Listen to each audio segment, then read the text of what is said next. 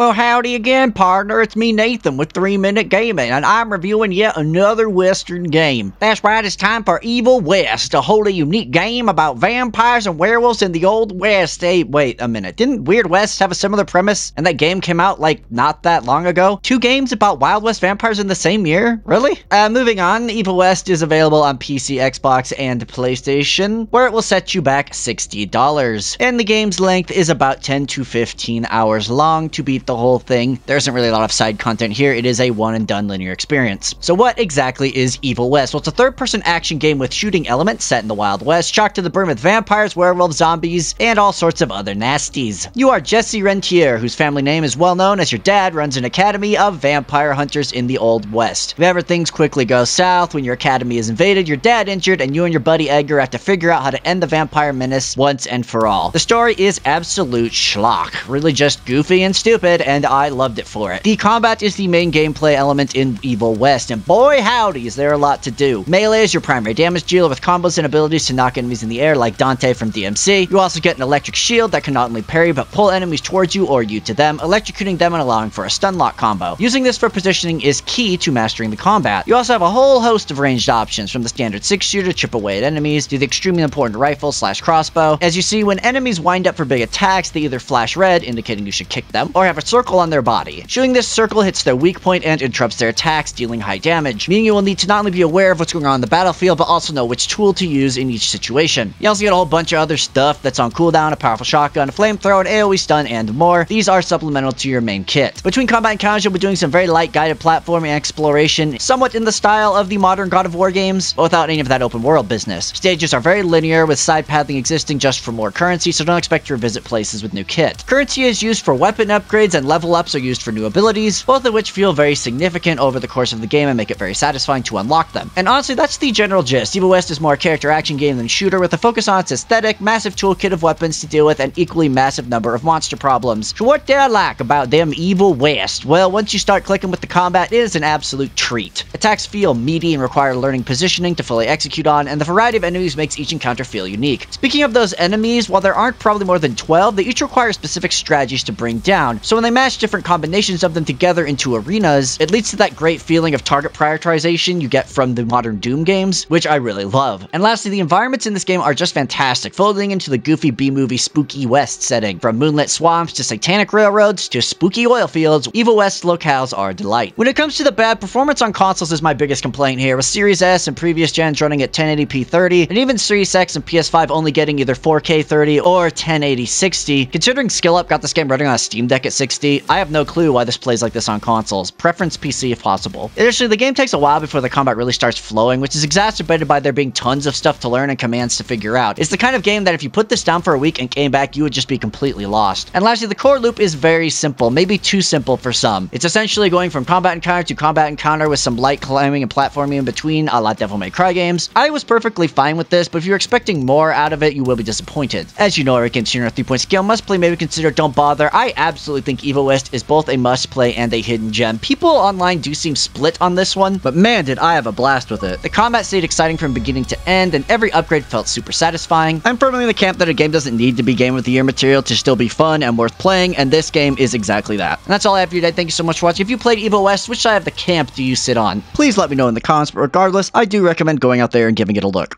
Partner.